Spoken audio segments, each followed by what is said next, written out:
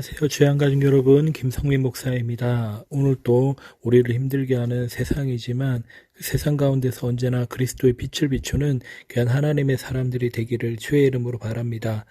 오늘은 블레셋 사람들의 본심이라는 제목으로 사사기 14장 10절에서 20절 말씀을 묵상하고자 합니다.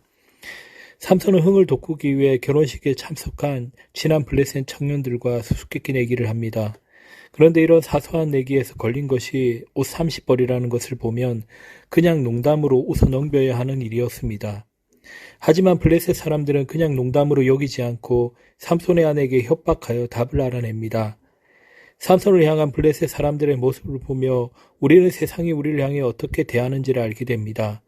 세상은 어떻게든 하나님을 대적하여 이기려 합니다. 그 대상은 하나님의 사람들인 우리입니다.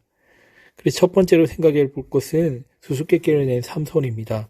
삼손이 블레셋 여자의 집에서 잔치를 벌일 때 무리가 30명을 데려왔습니다. 삼손은 수수께끼를 내며 7일 안에 풀면 배옷과 겉옷을 각각 30벌씩 달라고 제안했습니다. 이들은 함께하고 있으나 이스라엘과 블레셋 민족 간의 대조적인 모습을 드러냅니다. 하나님의 은혜로 구원받은 이스라엘과 하나님의 은혜에 상관없이 살아가는 블레셋 사이에는 긴장감과 적대감이 흐릅니다. 성도는 하나님의 은혜로 부르심을 받은 자들이며 이와 달리 세상은 하나님의 은혜에 무지한 자들입니다. 그래서 첫 번째로 하나님의 은혜로 부르심을 받은 자는 하나님의 백성입니다. 하나님은 예수님을 통해 우리를 죄에서 구원하시고 하나님 나라의 복을 주셨습니다. 하나님의 은혜를 받아 누리는 우리는 주님의 재림으로 인해 마지막 날에 이루어질 하나님 나라의 완성을 약속받았음을 기억해야 합니다. 세상 사람들이 아무리 강하니 많은 돈, 큰 권세를 가졌더라도 하나님의 은혜와 구원에서 제외된 채 살아갈 뿐입니다. 진리신 하나님과 예수 그리스도를 알지 못하며 앞으로 임할 하나님의 심판도 모르기 때문에 생명의 일에 무지하고 어리석은 자들입니다. 만약 지금 하나님의 은혜가 끊어진다면 어떻게 될까요? 예수님으로 말미암아 얻는 하나님의 구원, 하나님이 함께하심과 인도하심이 사라질 것입니다. 마지막 부활도 우리와 상관없게 될 것입니다. 하나님의 은혜에서 끊어진다는 것은 세상에서 가장 큰 저주입니다. 그렇다면 지금 우리가 하나님의 은혜에 살아간다는 것은 가장 큰 축복이며 기쁨입니다. 하나님의 은혜 안에 그분과 함께하며 기쁨과 평강을 누리고 또한 마지막 날에 주실 완전한 부활을 소망할 수 있다는 것은 하나님이 우리에게 주신 가장 귀한 복이며 선물입니다. 둘째로 아내에게 답을 알려준 삼손입니다. 블레셋 사람들은 삼손의 아내에게 삼손을 깨어 수수께끼의 답을 알아내라고 협박했습니다. 그녀는 잔치하는 동안 삼손 앞에서 울며 강요했고 7째 날에 삼손으로부터 수수께끼의 답을 듣게 되었습니다. 그녀는 그것을 자기 백성에게 전하고 내기에 참여했던 사람들은 그 수수께끼의 답을 삼손에게 말했습니다. 하나님께 사사로 부름받은 삼손이 이방인 아내의 강요에 넘어가 수수께끼의 답을 알려주는 어리석음을 범했습니다. 구원받은 하나님의 백성일지라도 사탄의 유혹에 빠져 어리석고 불경건한 자처럼 무기력하게 살 때가 있습니다. 첫째로 세상에는 사탄의 강력한 유혹이 항상 놓여 있습니다. 사탄은 세상에서 우리의 믿음을 흔들고 유혹하며 죄에 넘어지게 만듭니다. 사탄은 예수님의 십자가를 통해 패배했지만 여전히 하나님의 백성인 우리를 유혹해 넘어뜨리는 가장 강력한 적입니다. 둘째로 사탄의 유혹에 빠져 세상을 의지하고 추구할 때 무기력하게 살아가게 됩니다.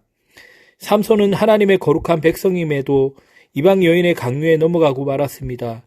이처럼 우리도 하나님의 백성임을 잊고 사탄의 꿰매 따라 살 때 죄를 지으며 무력한 삶을 살게 됩니다. 나의 나약한 부분은 어디입니까? 사탄은 우리의 약한 부분을 공격하며 우리를 넘어뜨리려 합니다.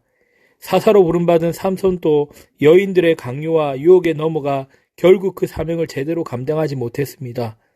끊임없이 공격해오는 사탄을 어떻게 막아내고 있습니까? 하나님이 예수님을 통해 생명과 경건에 속한 모든 것을 다 주셨음에도 너무도 쉽게 세상과 타협하고 무기력하게 그 죄를 허용하지 않습니까? 사탄이 강력하게 유혹하는 것을 알아 늘 경계하며 하나님이 이미 주신 약속을 믿을 때 사탄의 공격을 이기고 거룩함으로 나아가게 될 것입니다. 셋째로 수수께끼로 인해 30명을 죽인 삼손입니다. 삼손은 블레셋 사람들이 자기의 아내를 통해 수수께끼를 푼 것에 대해 분을 참지 못했습니다.